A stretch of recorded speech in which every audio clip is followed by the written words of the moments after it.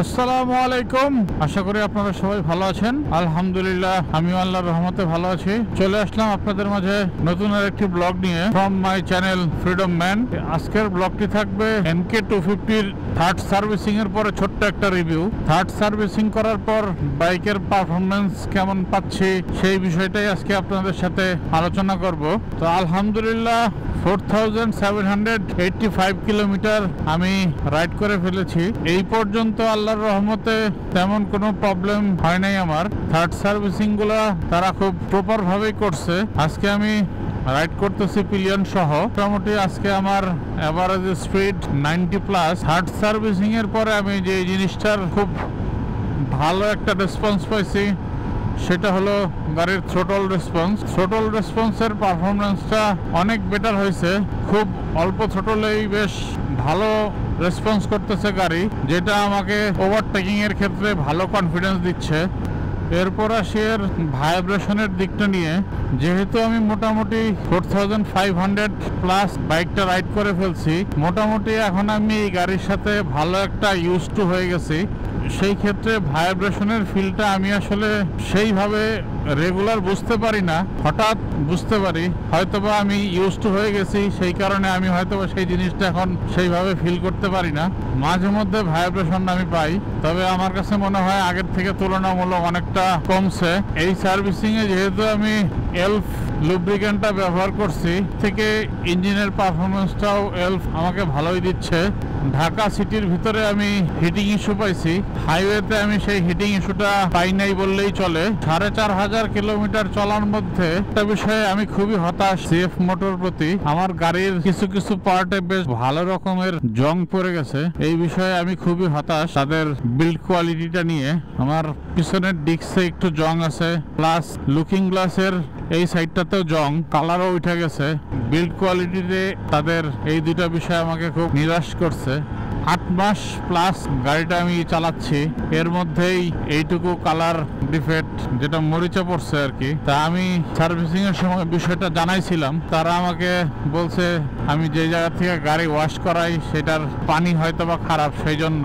কিন্তু গাড়ি তো ওয়াশ করানো হয় মাসে একবার কি দুইবার, 1-2বারেই এইভাবে জং পড়বে, এটা আমি খুবই হতাশ।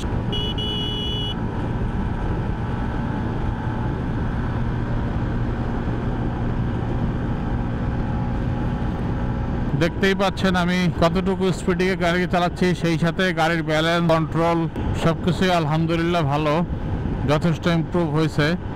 থার্ড সার্ভিসিংয়ে তারা বেশ ভালোই খুঁটিনাটি ভিতরের দিক থেকে অনেক কিছুই সার্ভিসিং করছে, বিশেষ করে ট্যাঙ্কের fuel pump, spare plug, plus ভিতরের আরো কিছু কেবলটা, এটাও তারা বেশ সুন্দরভাবে সার্ভিসিং করছে। তৃতীয় সার্ভিসিং এ আমি আসলে সেইভাবে ভয়েস ওভার করতে পারি নাই, কারণ আমি ব্লগটা তৈরি করছি সম্পূর্ণটা ফোনের মাধ্যমে।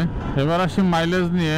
মোটামুটি আজকে আমার সারাদিনে 300+ গাড়ি চালানো হচ্ছে। আমি যখন এই ব্লগটা রেকর্ড করতেছি তখন আমি ঢাকার দিকে ব্যাক করতেছি। মাইলেজও মোটামুটি হাইওয়েতে 37+ প্রোভাইড করতেছে।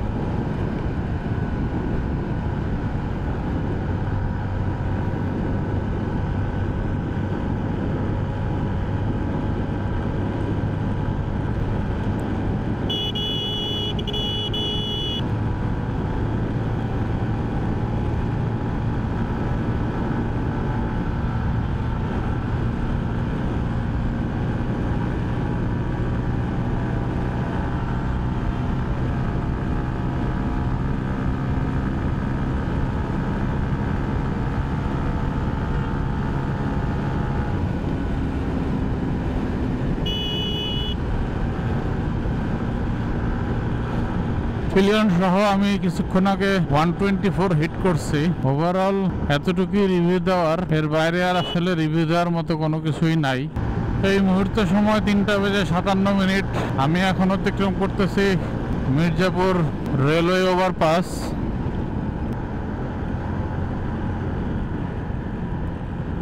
আপনারা মোটামুটি আমার রাইডিং স্টাইল দেখে হয়তোবা বুঝতে পারবেন যেটা বলছি সেটা কতটুকু সঠিক। গাড়ির রেসপন্স ওভারঅল সবকিছু আগের থেকে অনেক বেটার এবং অনেক স্মুথ হয়ে গেছে। এরপরে আমার 4 নম্বর সার্ভিস আসবে, সেটা পেইড সার্ভিস। 4 নম্বর সার্ভিসিং এও কি করা হয় ইনশাল্লাহ সেই নিয়েও একটা ব্লগ তৈরি করে আপনাদের সামনে উপস্থাপন করব।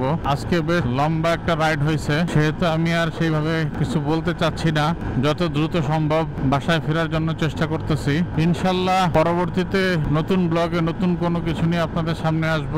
তো পরবর্তী ব্লগ দেখার আমন্ত্রণ জানিয়ে আপনাদের কাছ থেকে আমি এখন বিদায় নিচ্ছি।